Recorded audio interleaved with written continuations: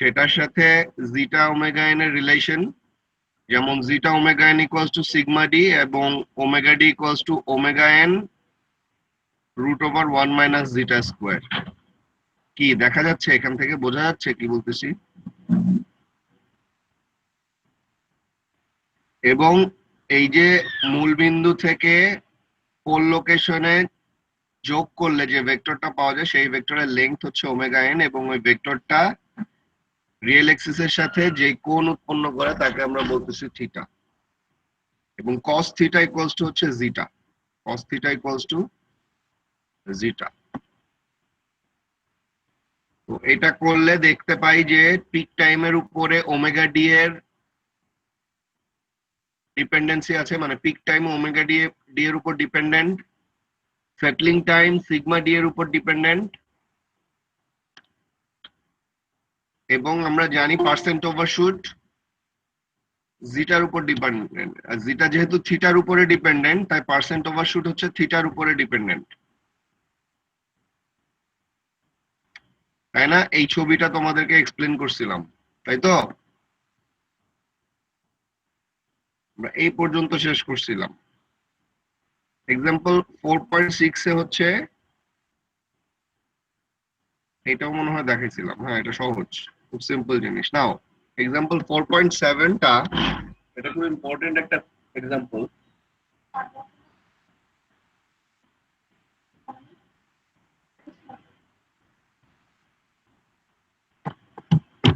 এটার যে এক্সাম্পলটা, এটা দেখো, এটা পড়ো।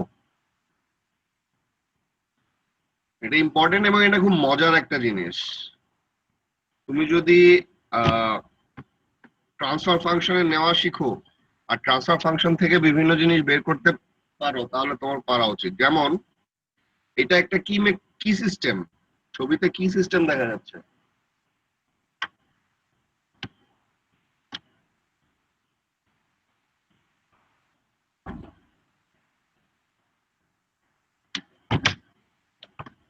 হ্যাঁ, কি সিস্টেম দেখতেছো এটা? বাকিরা কথা বলো না কেন?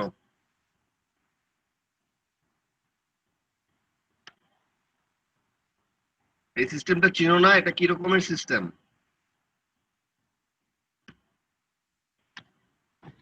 আসো তোমরা নাকি?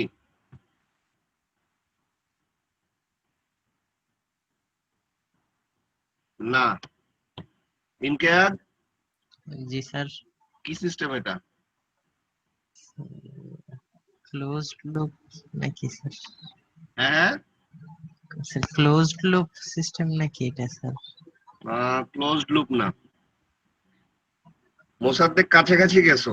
This is not rotational mechanical, or this is rotational mechanical. Yes, this is rotational mechanical system, right? Translational mechanical না, এটা rotational mechanical system। তো এই সিস্টেমটার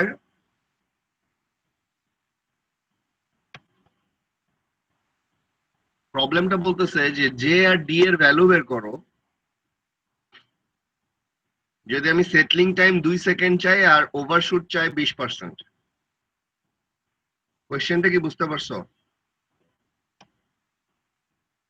উই নিড টু, এই তোমরা কথা রেসপন্ড করো না কেন?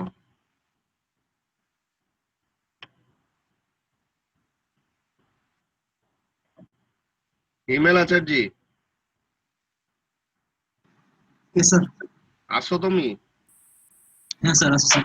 Najmus Sakib, Yes, sir. তাহলে রেসপন্ড করো না Yes, কেন sir. তোমরা? নয়েজ হয় মাইকে জন্য। হ্যাঁ, মাইক অফ। ইমতিয়াজ, জি স্যার। কথা বলতে হবে, জিজ্ঞাসা করতে হবে, স্যার এটা কি কারণে হচ্ছে, কেন হচ্ছে না। এখন না, তাহলে এই ক্লাস করার তো কোনো মানে নাই। জি স্যার, জিজ্ঞেস করছি। অনুপম, কতদিন পরে আসছো ক্লাস করতে? স্যার একটু বাসায় সমস্যা ছিল স্যার, তাই স্যার। ইন্টারনেটে সমস্যা ছিল? না স্যার, একটু পারিবারিক সমস্যা ছিল স্যার। আচ্ছা, যারাই এই যে একটু সমস্যার কারণে হয়তো মিস করো, আমি জানি না, আমার ধারণা 90% অফ অল ইউর প্রবলেমস এইটা অ্যাভয়েড করা যায়, ক্লাস করা যায়, ওগুলো থাকা সত্ত্বেও ক্লাস করা যায়। হয়তো কিছু প্রবলেম আছে যেগুলোর কারণে আমরা ক্লাস না করার মতো সিচুয়েশন আছে। তো এই যে ক্লাস না করে করে, না বুঝে বুঝে এমন একটা জায়গায় নিয়ে যাচ্ছ, কেন এরকম করতেছো কেন? এটা কি ঠিক হচ্ছে?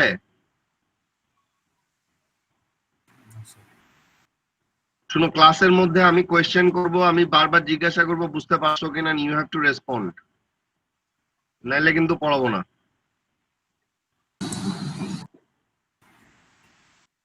কি বোঝা যাচ্ছে কি বলতেছি? Yes, sir. জি স্যার। Yes, sir. তাহলে কোয়েশ্চেনটা কি বুঝতে পারছো কিনা সেটা বলো। স্যার আরেকবার এখানে তো দেখাচ্ছে, দেখতে পারতেছো না Sir, কোয়েশ্চেনটা? the system shown in figure, find J and D to yield 20%. Sir, বুঝা যাচ্ছে স্যার?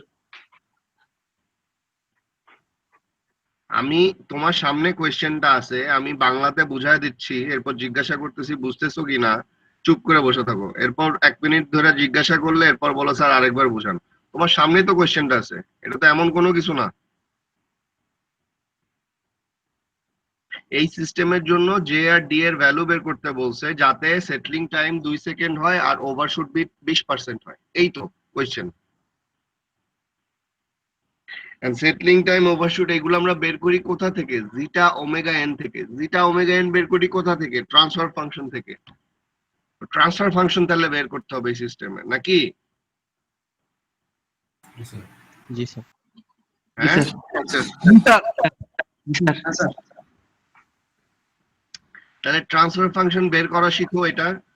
এটার যেহেতু একটাই ম্যাথ আছে, তার মানে একটা ইকুয়েশন দিয়েই এটা করা যাবে। এটা হবে হচ্ছে j s square plus d s plus k equals to 0, না equals to t s, equals to t s. তো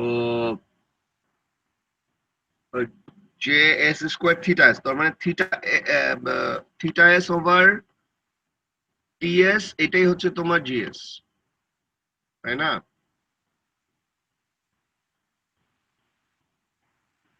তার মানে 1/js square plus d s plus k, এইটা আসতেছে তোমার ট্রান্সফার ফাংশন। তো নিচে যেহেতু আমরা চাই এস স্কোয়ারের আগে সহগ থাকুক 1, তাই উপরে নিচে জে দিয়ে ভাগ করে দিই। তাহলে হয়ে যাচ্ছে 1/j over S square plus d/js plus k/j। তোমরা কি বুঝতে পারতেছো আমি কি বলতেছি?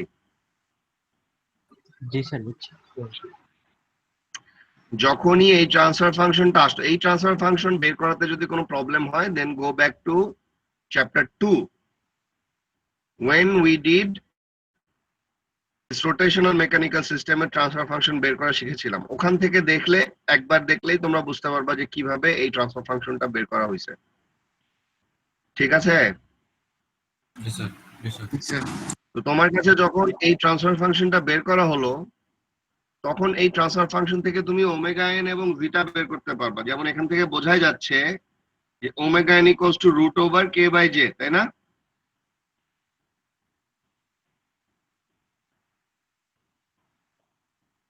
একজন বা দুইজন হয়তো জিনিসটা বুঝবা, কারণ বাকিদের তো কোনো আইডিয়াই নেই, তারা ফলো করতেছে না ক্লাস। অথচ জিনিসটা খুব সহজ। এস স্কোয়ার প্লাস বি, হ্যাঁ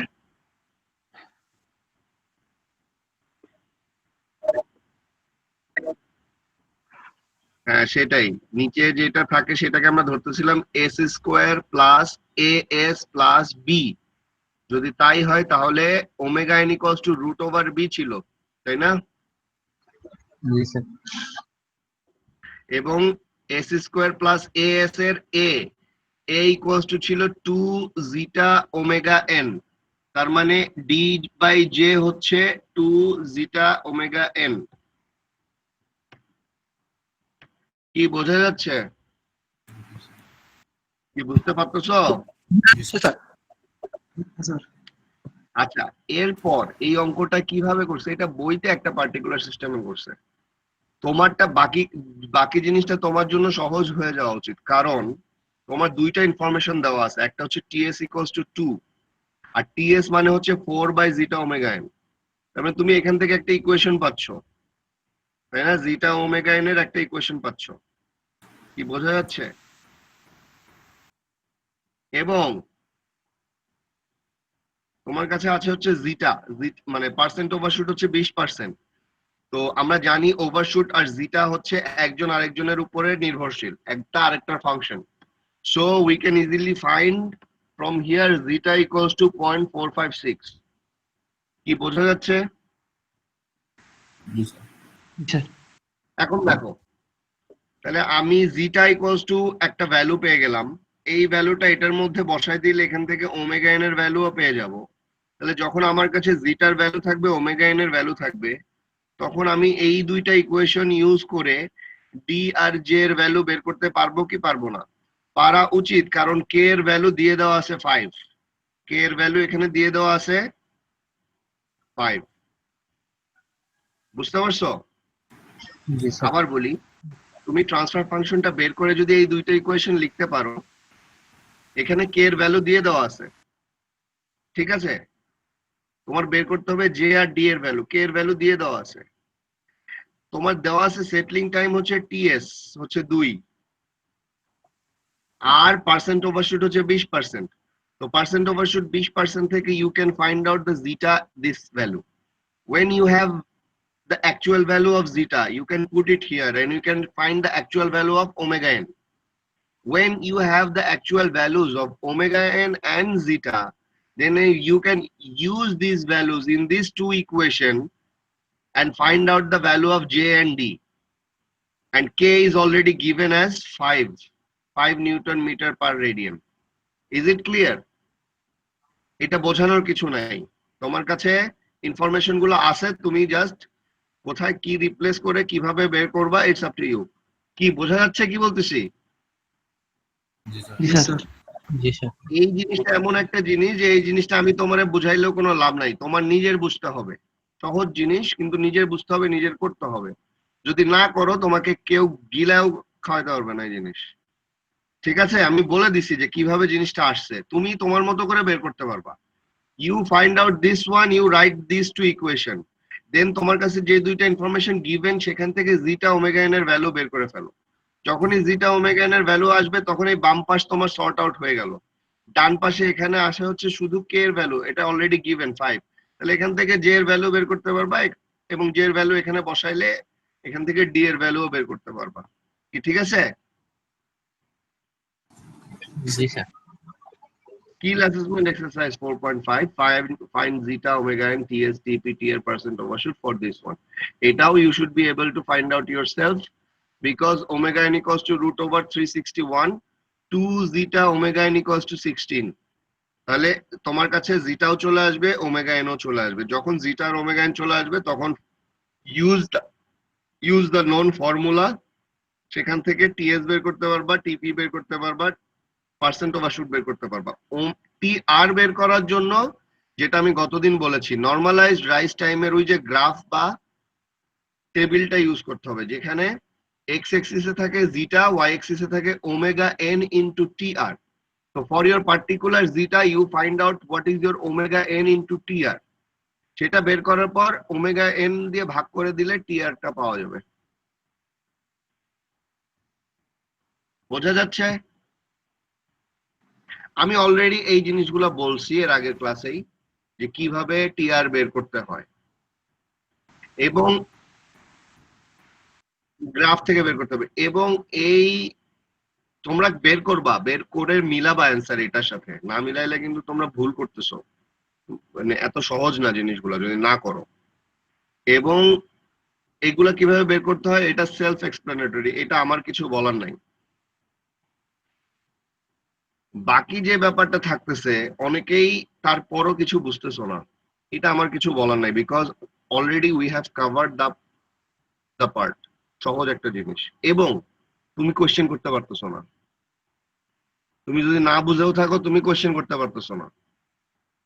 So, যখন তুমি নিজে বোঝার চেষ্টা করে পড়বা তখন তোমার মাথায় কোয়েশ্চেন আসবে, তখন তুমি আমাকে কোয়েশ্চেন করতে পারবা, আমিও তোমাকে অ্যান্সার দিতে পারবো। আমি হাওয়ার মধ্যে তোমাদেরকে পড়াতে পারবো না। আমার যতটুকু পড়ানোর এখানে কিন্তু পড়ানো হয়েছে। আবার জিজ্ঞাসা করি, কোনো কোয়েশ্চেন আছে? কোনটা কিভাবে বের করব এখানে কোনো ইয়ে আছে?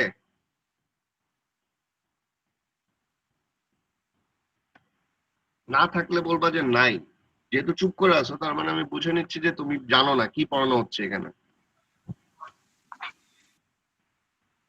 নাকি?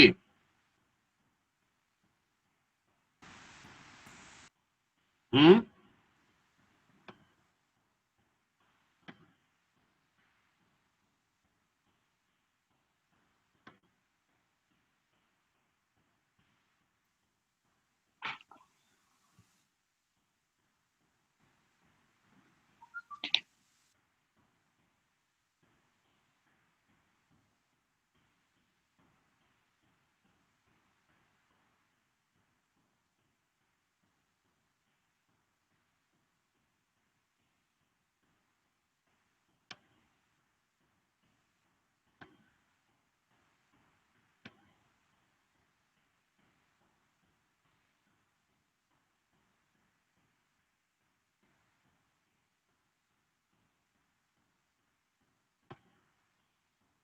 দেখো, এই টপিকটা হচ্ছে সিস্টেম উইথ অ্যাডিশনাল পোলস। আমরা চ্যাপ্টার 4 এর নাম হচ্ছে টাইম রেসপন্স। নাও টাইম রেসপন্সে we are analyzing the time response of, so far we have analyzed order 1 system and second order system, তাই না?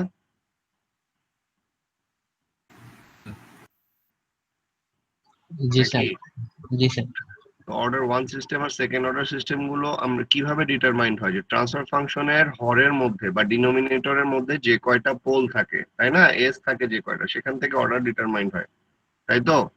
সো জি far sir. We have found out there are, মানে দুইটা pole থাকলে সেটাকে কিভাবে handle করব, কিভাবে অ্যানালাইজ করব, আমরা সেটা বের করলাম।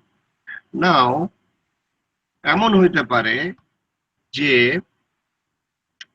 দুইটা পোলের বেশি আছে, তিনটা পোল আছে, তাহলে তো থার্ড অর্ডার সিস্টেম হয়ে যাবে, তাই না? কি বোঝা যাচ্ছে না? থার্ড অর্ডার সিস্টেম হয়ে যাবে। জি স্যার। এরপর আরেকটা পোল জি বেশি স্যার, থাকলে বুঝছি। ফোর্থ অর্ডার সিস্টেম হবে। এখন ব্যাপারটা হচ্ছে কিভাবে আমরা জিনিসগুলা ইয়ে করব। যেমন ধরো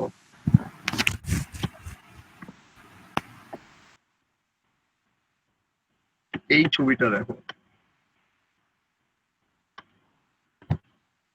এটা হচ্ছে কেস 1, এটা কেস 2, এটা কেস 3।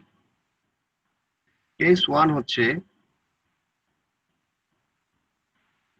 এই যে দুইটা পোল P1 P2 একটা একটার কমপ্লেক্স কনজুগেট, মানে ধরো এই পি পোল 3টা নাই, এটা যদি না থাকে তাহলে এটা একটা আন্ডার ড্যাম রেসপন্স হবে না? ওকে, তো এখানে একটা থার্ড পোল আছে, এই দুইটার মোটামুটি কাছেই এখানে একটা থার্ড পোল আছে, এটা হচ্ছে কেস 1। এখন এইটার রেসপন্সটা দেখো, এটা হচ্ছে কেস 1 এর রেসপন্স। এখান থেকে নামছে, নেমে এই যে এটা। তো এইটাকে কি আমরা ওই যে ওই চারটা সিস্টেমের কোনোটার মধ্যে ফেলতে পারবো? Over damped, critically damped, under damped, undamped? হ্যাঁ, না স্যার, এটা আমি শুনতে পাচ্ছি না মোসাদ্দেক, আবার বলো। হ্যাঁ, এটা কোনোটার সাথে মিলতেছে না। গুড। তো এটাই হওয়ার কথা ছিল, যে দুইটা পোল থাকলে যদি আন্ডার ড্যাম্পড হয় তাহলে একটা অ্যাডিশনাল পোল আসলে তো একটু চেঞ্জ হওয়ার কথা ছিল, তাই না? জি স্যার। এর পরের কেসটা দেখো, কেস 2। এই থার্ড পোলটা এটা এখানে কাছে ছিল, এর পরেরটা অনেক বেশ দূরে চলে গেছে, বোঝা যাচ্ছে? বেশ জি স্যার। দূরে চলে গেছে। তো সেইটার জন্য দেখো তো, এটা হচ্ছে সেকেন্ড, এই যে কেস 2 হচ্ছে এটা, এইখান থেকে শুরু করে একটু নিচে নেমে এরপর উপরে এসে কেস 2। এইটা কি আন্ডার ড্যাম্পড এর কাছাকাছি চলে গেছে না? দেখতে অনেকটা কাছাকাছি। তার মানে কেস 1 এর সাথে কেস 2 এর পার্থক্যটা কি? পার্থক্য হচ্ছে 3 নাম্বার পোলটা এখানে কাছে ছিল আর এখানে একটু দূরে গেছে। আর এটা যদি আরো দূরে চলে যায়, একদম অসীমের দিকে চলে যায়, তাহলে এটা পুরোপুরি আন্ডার ড্যাম্পড হয়ে যাবে, কেস 3। বোঝা যাচ্ছে কি বলতেছি? বুঝছি। তো এখান থেকে আমরা এই ডিসিশনে আসতে পারি যে এই যে কমপ্লেক্স কনজুগেট যে দুইটা পোল, এরা হচ্ছে ডমিনেন্ট পোল। এরা কি? Dominant pole. এদের জোর বেশি এই সিস্টেম রেসপন্সের উপরে। এই যে 3 নাম্বার যে পোলটা এসেছে, এই পোলটা বেসিক্যালি আমাকে হ্যাঁ, এই পোলটা কে আমি ওভারলুক করতে পারবো যদি এই পোলটা দূরে থাকে।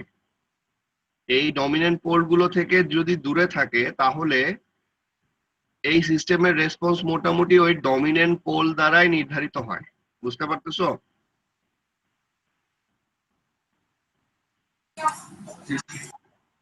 যেমন দেখো,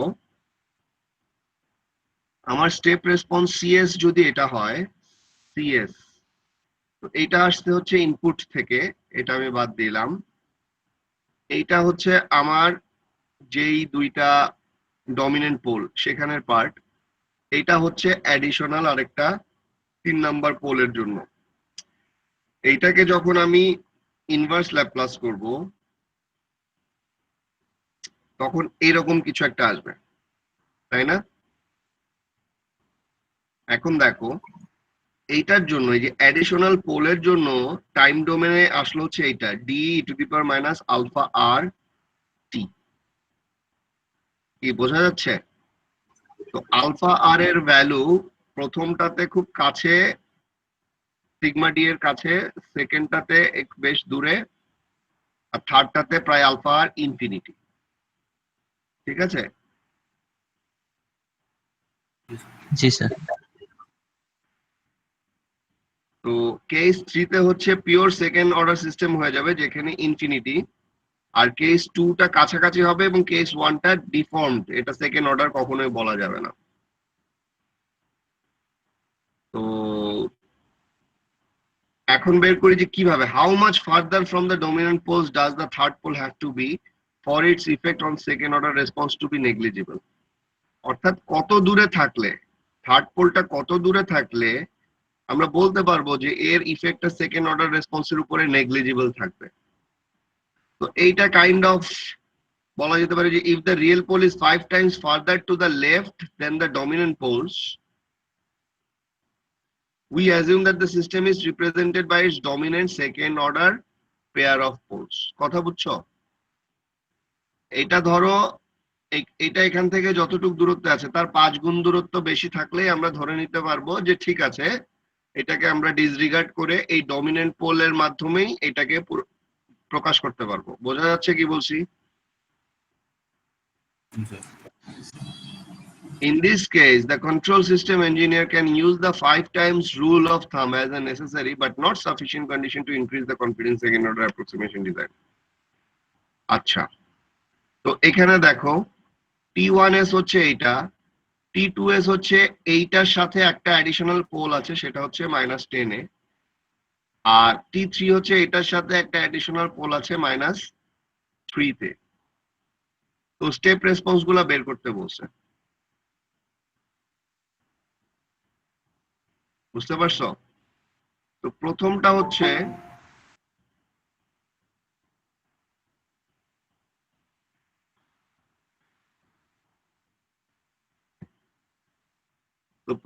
হচ্ছে ইউজুয়াল ওয়েতে আমরা যদি করি এখান থেকে এটা নিয়ে আসবো। সেকেন্ডটার জন্য যেহেতু এই যে -10 এ একটা কি আসছে,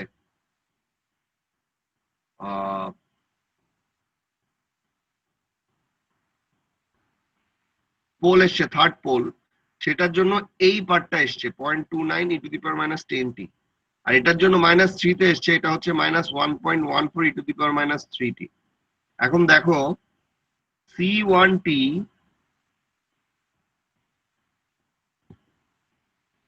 একটা জিনিস হচ্ছে এখানে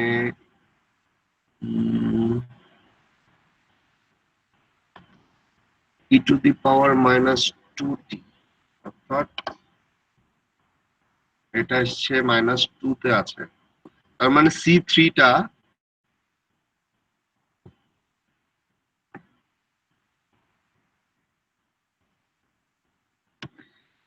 এখানে C3টা আরেকটু অন্যরকম হওয়ার কথা ছিল, কেন হচ্ছে না এটা আমি বুঝতে পারতেছি না এই মুহূর্তে।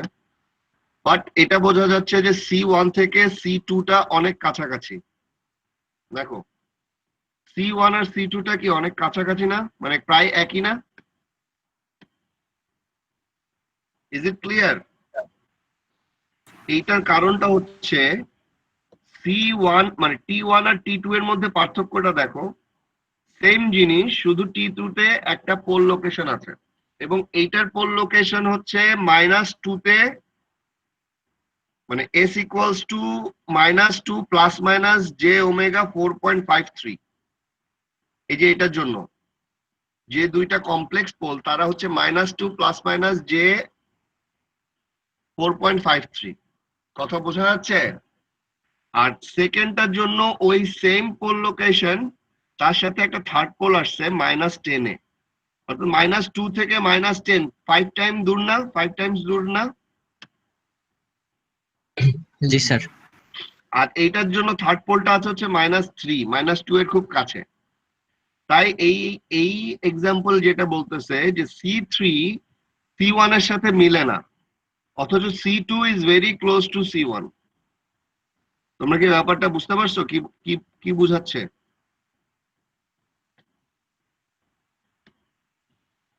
যেহেতু C2 এর থার্ড পোলটা 5 times farther than the usual dominant poles, so it can be approximated for the second order underdamped response given by C1. But C3 does not have this cushion because C3's third pole is very close to the dominant poles. বোঝা যাচ্ছে কি বলছি?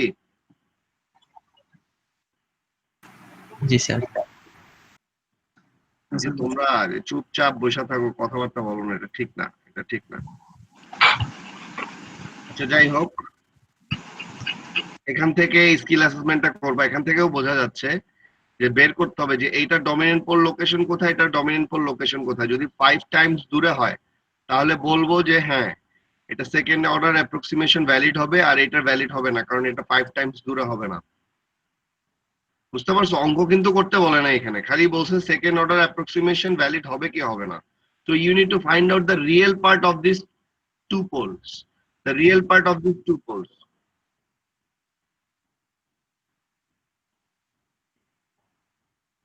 এই জন্য না, আগে তোমাকে বের করতে হবে এইটার রিয়েল পার্ট কোথায়, এই দুইটার রিয়েল পার্ট কোথায়। তার থেকে যদি 5 গুণ, খুব সম্ভবত 3 হইতে পারে, তাহলে 5 গুণ হবে হচ্ছে 15তে। সো এটা পসিবল, হ্যাঁ এটা সেকেন্ড অর্ডার অ্যাপ্রক্সিমেশন হবে। আর এইটার হবে না কারণ এটার কাছাকাছি আছে এটা থেকে। ব্যাপারটা বুঝতে পারছো কি বলছি?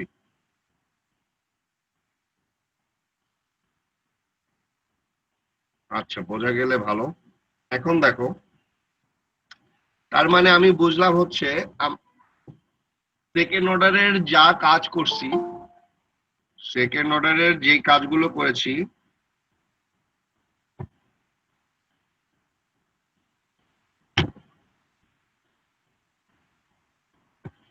সেকেন্ড অর্ডারের যে কাজগুলো আমরা করছি সেগুলো দিয়েই আমরা অ্যাডিশনাল অর্ডারকে রিপ্রেজেন্ট করতে পারবো if the additional poles are further than the dominant poles. এইটুকু জানলাম, কাছাকাছি থাকলে সেটা আমি অ্যানালাইজ করতে পারবো না, থাক ওটা আমার দরকারও নাই। আর এই চ্যাপ্টারের লাস্ট টপিকে এসেছি, সিস্টেম রেসপন্স উইথ জিরোস, মানে আমাদের সিলেবাসের মধ্যে লাস্ট টপিক। তো আমরা এখন পর্যন্ত যে ট্রান্সফার ফাংশন গুলো দেখছি সেটার উপরে কিন্তু কনস্ট্যান্ট ছিল। স্যার এটা হয়ে গেলে কি স্যার সিলেবাস শেষ? না অনুপম আজিম, এটা হয়ে গেলে সিলেবাস শেষ না, এই চ্যাপ্টারটা শেষ। এরপর চ্যাপ্টার 5 আছে, চ্যাপ্টার 6 আছে, চ্যাপ্টার 7 আছে। বুঝতে পারছো? জি স্যার। আমি স্যার খুশি হয়ে গেছিলাম স্যার। হ্যাঁ আমি বুঝতে পারতেছি, তোমার আমি স্যার তোমার গলার ভাবছিলাম মধ্যে খুশি আমি আসছে।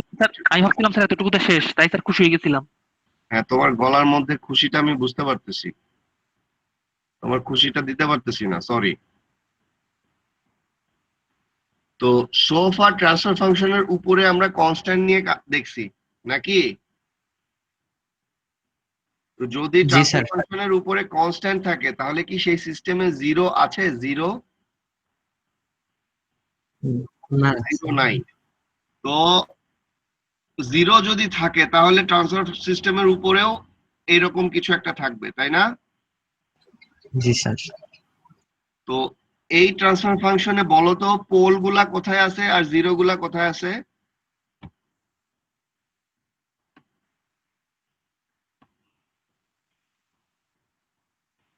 পোল গুলার লোকেশন কোথায়?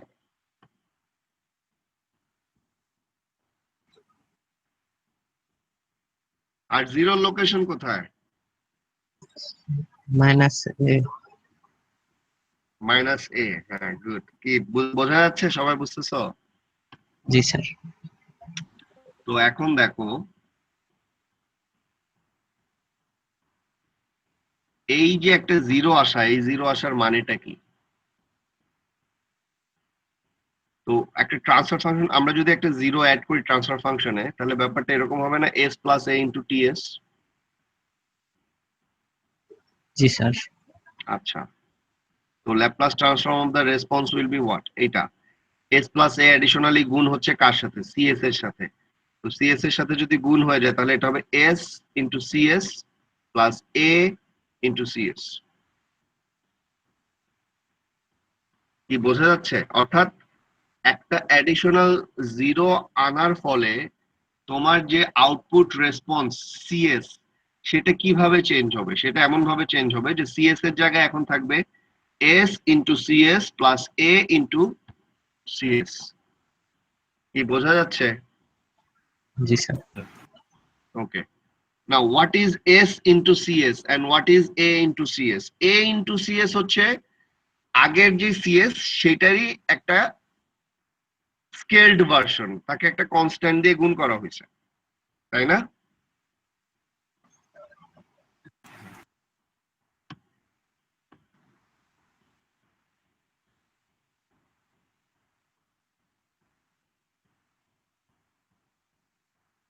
এবং এসসিএস টা কি? এসসিএস টা হচ্ছে তোমার এটা যেহেতু এস এসছে তার মানে কি অরিজিনাল যে রেসপন্স সিটি সেইটাকে একবার ডিফারেন্সিয়েট করা হয়েছে, তাই না?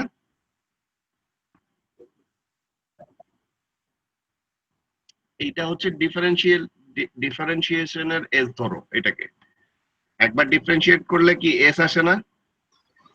জি স্যার। তার মানে হচ্ছে একটা অ্যাডিশনাল জিরো যদি নিয়ে আসি তাহলে যেই সিটি টাইম ডোমেনের যে রেসপন্স, যে সিটি, সেটা আসলে কি হয়? সেটা চেঞ্জ হয়ে আগের যে সিটি, জিরো ছাড়া যেই সিটি, সেই সিটির একটা স্কেলড ভার্সন থাকে, একটা কনস্ট্যান্ট দিয়ে গুণ, সাথে সেই সিটিকে একবার ডিফারেন্সিয়েট করলে যেটা পাওয়া যাবে সেটা কি? বুঝতে পারতেছো? জি স্যার। হ্যাঁ, ডেরিভেটিভ। ডেরিভেটিভ একবার ডেরিভেটিভ করলে একটা এস আসে, দুইবার ডেরিভেটিভ করলে দুইটা এস আসে, এস স্কোয়ার আসে। কি বোঝা যাচ্ছে কি বলতেছি? বুঝছি তার স্যার। মানে কি চেঞ্জ আসবে সিটি তে? কি চেঞ্জ আসবে? যেমন সিএস এ আগে সিএস ছিল, এখন আসতেছে এস সিএস প্লাস এসিএস। তাহলে সিটি তে কি হচ্ছে? Some constant into c t plus difference derivative of c t. ঠিক আছে? এখন এ এর ভ্যালু, if a is quite large, জের মানে জিরো ভ্যালু তো জেনারেলি আমরা কোথায় ধরবো? নেগেটিভ অফ দ্য জিরো, তাই না? এস প্লাস এ যদি হয় তার মানে জিরোর ভ্যালু হচ্ছে মাইনাস এ তে। কি বোঝা যাচ্ছে? তো ধরো এর ভ্যালু ধরো 5, তাহলে এটা 5 as। আর এর ভ্যালু যদি 50 হয় তাহলে এটা 50 as। তো অবশ্যই 5 as যদি হয় তখন এইটার যে এই ডান পাশে যে দুইটা টার্ম আছে তার মধ্যে এইটা, এইটারও কন্ট্রিবিউশন আছে, এইটারও কন্ট্রিবিউশন আছে, কিন্তু যখনই এর ভ্যালু 50 হয়ে যাবে তখন এই সেকেন্ডটার কন্ট্রিবিউশন এই ফার্স্টের কন্ট্রিবিউশন থেকে অনেক বেশি হয়ে যাবে। কি বুঝতে পারতেছো? যেটা বোঝাচ্ছে যে if A is very large, the Laplace transform of the response is approximately ACS. মানে এর ভ্যালু যদি 50 হয় তাহলে নতুন যেই সিএস সেটা আসলে এসিএসই হবে, 50 সিএসই হবে, কারণ এইটা তখন এইটার তুলনায় খুব ছোট হয়ে যাবে। কিন্তু এর ভ্যালু যদি কম হয়, 2 বা 3 হয়, তখন এই 2 সিএস এর সাথে এসসিএস অর্থাৎ একটা এটাকেও আমাকে কনসিডার করতে হবে। কি বুঝো না কি বলছি?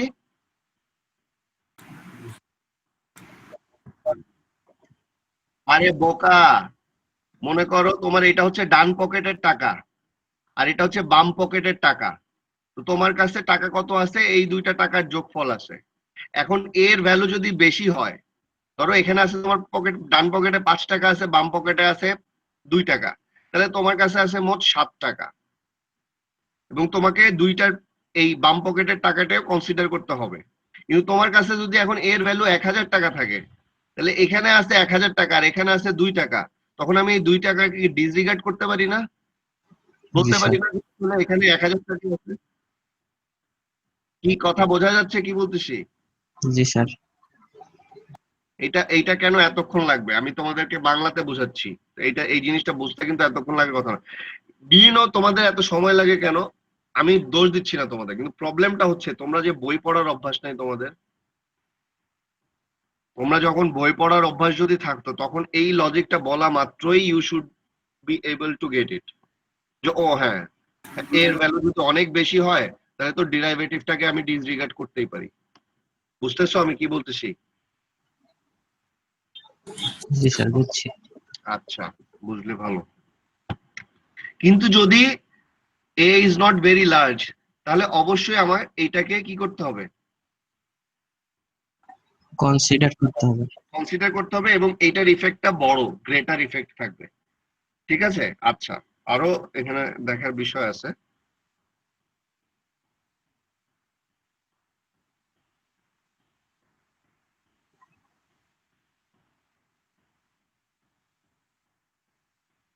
এখানে দেখো,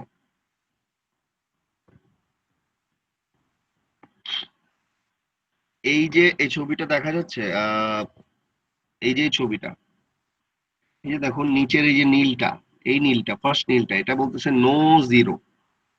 দ্যাট মিনস কোনো জিরো নাই, একটা pure second order under damped response. এই নীলটা হচ্ছে সেটা। কি বোঝা যাচ্ছে তো, তাই না? জি স্যার। আচ্ছা, জিরোটা যদি -10-এ থাকে, অর্থাৎ, আচ্ছা জিরোটা তিনটা, একটা হচ্ছে -3-তে জিরো, একটা হচ্ছে -5-এ জিরো, একটা হচ্ছে -10-এ জিরো। তাহলে তোমাদের কি মনে হয় কোনটা অরিজিনালটা নো জিরোর সাথে সবচেয়ে বেশি কাছাকাছি থাকবে?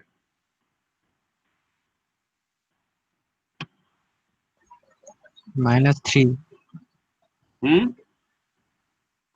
-3।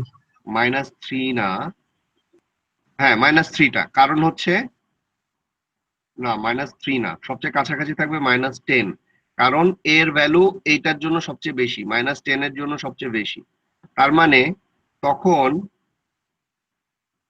তখনকার নতুন যে সিএস সেটা পুরান সিএস এর জাস্ট 10 গুণ। কি বোঝা যাচ্ছে? জি স্যার। আর যেটা কাছাকাছি, অর্থাৎ -10 থেকে এর ভ্যালু 3-তে কম আসতেছে, 10 থেকে 3 হচ্ছে কম, তার মানে এখানে তোমার ওই ডিরাইভেটিভের একটা ইফেক্ট থেকে যাবে। ফার্স্ট ব্ল্যাকটা যেটা, হ্যাঁ, না না না, -3টাকে বাদ দিবা কেন? ওইটার একটা ইফেক্ট থাকবে, ওইটা ডিরাইভেটিভের একটা ইফেক্ট থেকে যাবে, ঠিক আছে? এখন ফিগার 4.25-এ আমরা এটা দেখলাম। এখানে দেখো, as a becomes smaller the derivative of the term contributes more to the response and has a greater effect. Derivative is typically positive at the start of a step response. For a small value of a, we can expect more overshoot in second order system because the derivative term will additive in the first overshoot. আচ্ছা, এটার যেটা বুঝিয়েছে, দেখো তিনটা zero আছে, একটা 10, একটা 5, একটা 3। 3 হচ্ছে সবচেয়ে কাছে, 10 হচ্ছে দূরে। তো 10 যেহেতু দূরে, 3 হচ্ছে কাছে, এইটার জন্য 3 এর জন্য ডিরাইভেটিভের ইফেক্টটা সবচেয়ে বেশি, এসসিএস এর ইফেক্টটা সবচেয়ে বেশি থাকবে।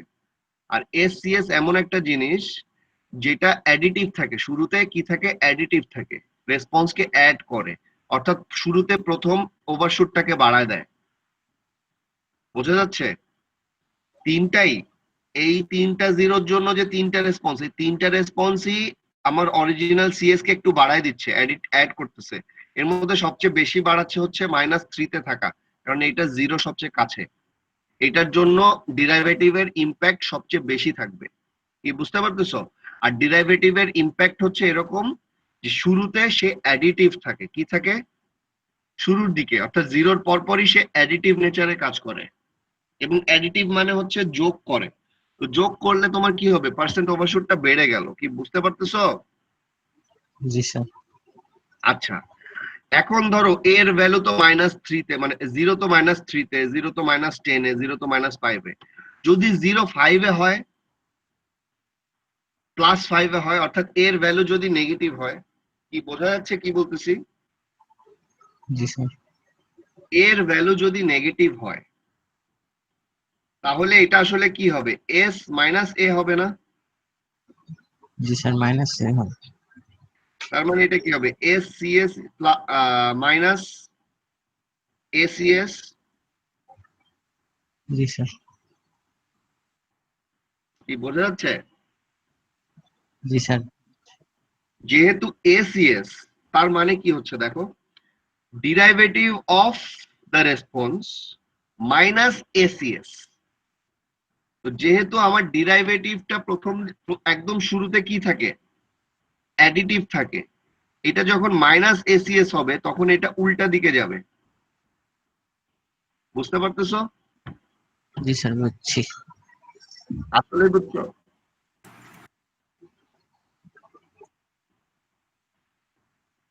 হ্যাঁ, অ্যামপ্লিটিউডটা শুরুতে নিচে চলে যাবে, এরপর আবার শুরুর ইফেক্টটা যখন চলে যাবে তখন এখানে সুন্দর করে বলা আছে, placing zero in the right half plane. যদি এ নেগেটিভ, তার মানে জিরো যদি আমার রাইট হাফ প্লেনে থাকে, তখন দেখতে পারবো derivative term which is typically positive initially will be of opposite side from the scaled response term. Thus, if the derivative term SCS is larger than the scaled response SCS, the response will initially follow the derivative in the opposite direction from the scaled response. যতক্ষণ পর্যন্ত ডেরিভেটিভের negative থাকবে, ডেরিভেটিভটা যতক্ষণ পর্যন্ত ACS থেকে বড় থাকবে ততক্ষণ পর্যন্ত আউটপুটটা এপাশে নেগেটিভ থাকবে, এরপর এটা পজিটিভ হয়ে যাবে। ওকে? তো জি স্যার। তোমাদের এই যে আজকে যা পড়াইলাম এখান থেকে কি আসলো, মানে সোফার দুইটা জিনিস পড়াইছি, একটা হচ্ছে অ্যাডিশনাল পোল আসলে কি হতে পারে এবং অ্যাডিশনাল জিরো আসলে কি হতে পারে, দুইটাই কোয়েশ্চেন হতে পারে। অ্যাডিশনাল পোল আসলে যেটা তোমাকে বলতে হবে যে ডমিনেন্ট পোলের কাছে যদি থাকে তাহলে সেটা ডিফর্ম করে ফেলবে, আর যদি অ্যাটলিস্ট 5 টাইমস দূরে চলে যায় থার্ড পোলটা বা এডিশনাল পোল গুলো, তাহলে সেটাকে আমরা সেই ডমিনেন্ট পোল দিয়েই ক্যারেক্টারাইজ করতে পারি। আর অ্যাডিশনাল জিরো আসলে কি হচ্ছে, এই যে ইফেক্টটা, এই যে এখান থেকে বলা, এই যে এটা এখান থেকে বলা অ্যাডিশনাল জিরো আসলে কি হচ্ছে, কথা বুঝছো? জি স্যার। দেখো এখন কোনো কোয়েশ্চেন থাকলে বলো। এটাও কিন্তু কোয়েশ্চেন আসতে পারে যে অ্যাডিশনাল মানে জিরোর ইফেক্ট কি, একটা জিরো যোগ করলে তার ইফেক্ট কি হতে পারে, তখন সেটা তোমাদেরকে বুঝায় বলতে হবে।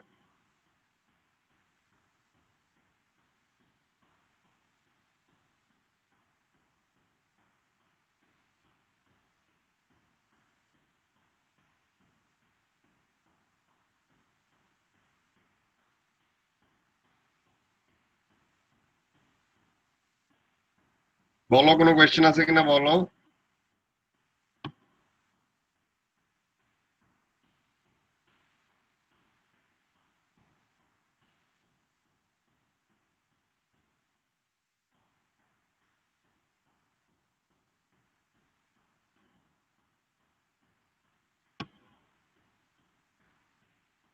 নাই কোনো কোয়েশ্চেন, তাহলে আমি ধরে নিচ্ছি। আচ্ছা যাই হোক, এই যে নেগেটিভ দিকে এ ভ্যালু নেগেটিভ বা জিরো ডান পাশে, এই সিস্টেমটাকে বলা হয় non minimum phase system.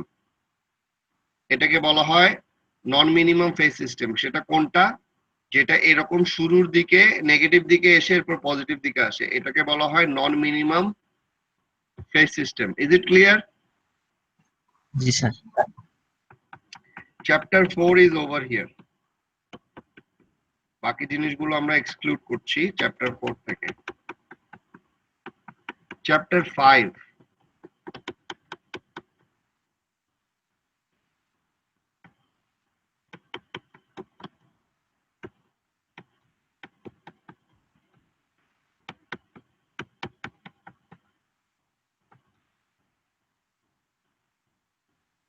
reduction of multiple subsystems.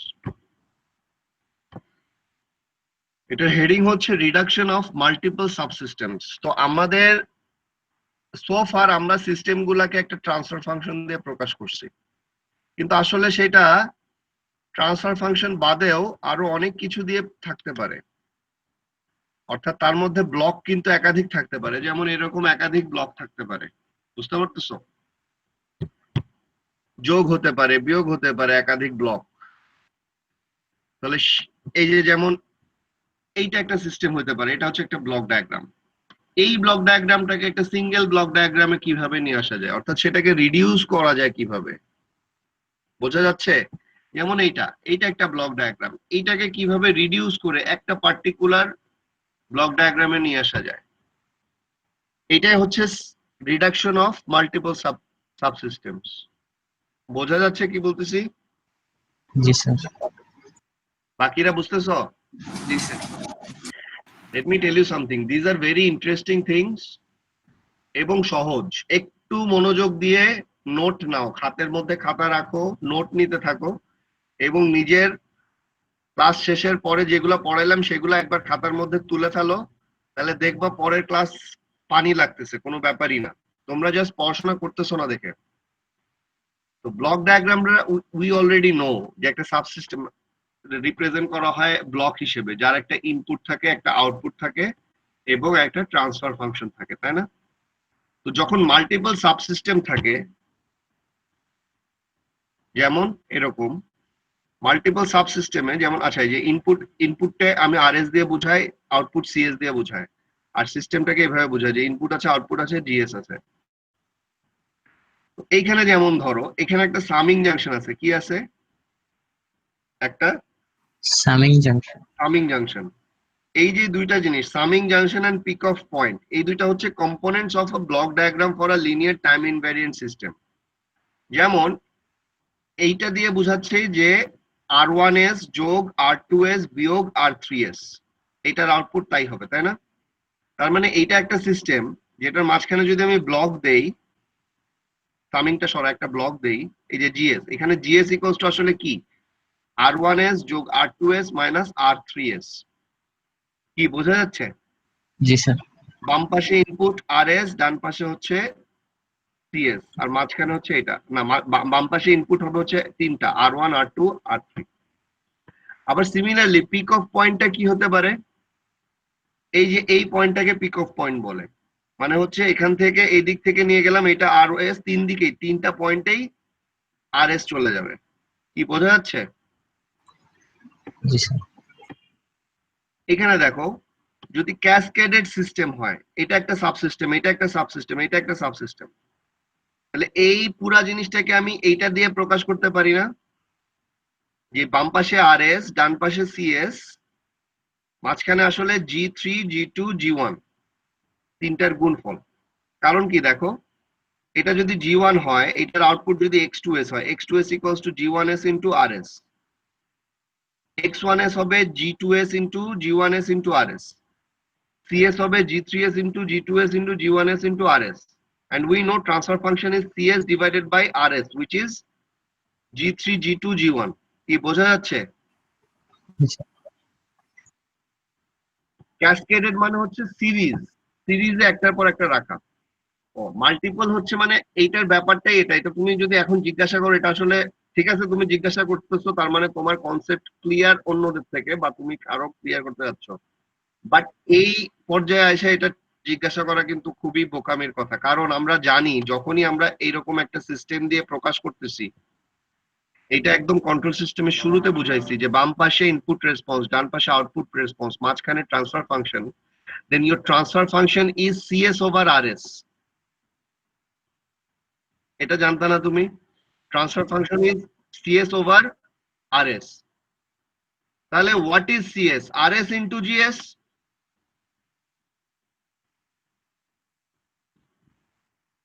ক্যাসকেডেরটা ওইখান থেকেই তো আসতেছে। বাম পাশের ইনপুট যদি আরএস হয়, ডান পাশে যদি x2s হয়, তাহলে x2s কিভাবে লেখা যাবে? g1s into RS. Similarly x1s কিভাবে লেখা যাবে? x2s into g2s। আর x2s এর মধ্যে এই দুইটা ছিল, তার মানে এটা। এইভাবে করে আমি এই পুরা জিনিসটাকে এটা দিয়ে রিপ্রেজেন্ট করতে পারি।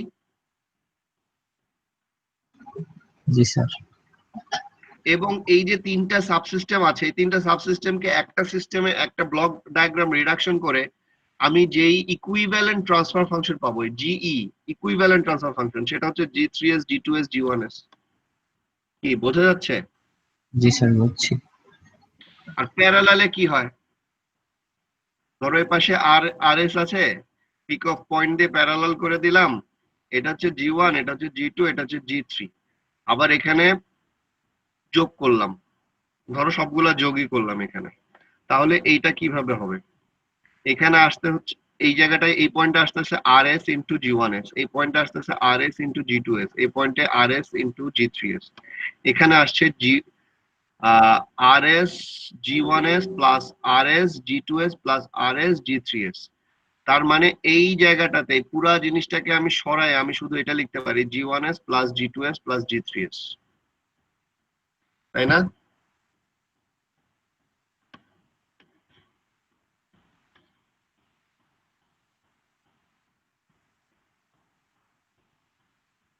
লিখতে পারি না? কি বোঝা যাচ্ছে? প্লাস মাইনাসটা কেন আসলো স্যার? প্লাস মাইনাসটা হচ্ছে যদি তুমি প্লাস দেওয়া থাকে তাহলে প্লাস দিবা, মাইনাস দেওয়া থাকলে মাইনাস দিবা, এটা বোঝাচ্ছে। ও, জি স্যার প্লাস বুঝছি। হইতে পারে, মাইনাস হইতে পারে, যেটা আছে সেটা হবে। বুঝছি স্যার। কি বোঝা যাচ্ছে? এই যে দেখো এই কোয়েশ্চেনটা করলা, এই জন্য তোমার কনসেপ্টটা ক্লিয়ার হলো। কোয়েশ্চেন না করলে কিন্তু কনসেপ্ট ক্লিয়ার হবে না।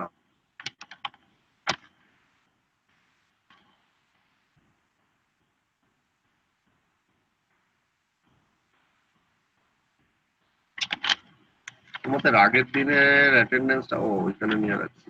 আচ্ছা,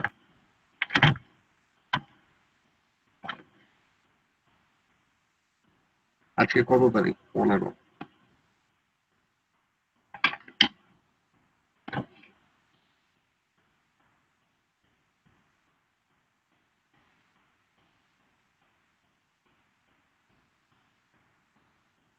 তোমাদের ক্লাসে মোট কয়জন যেন?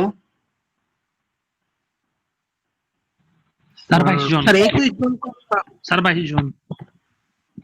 আচ্ছা, আজকে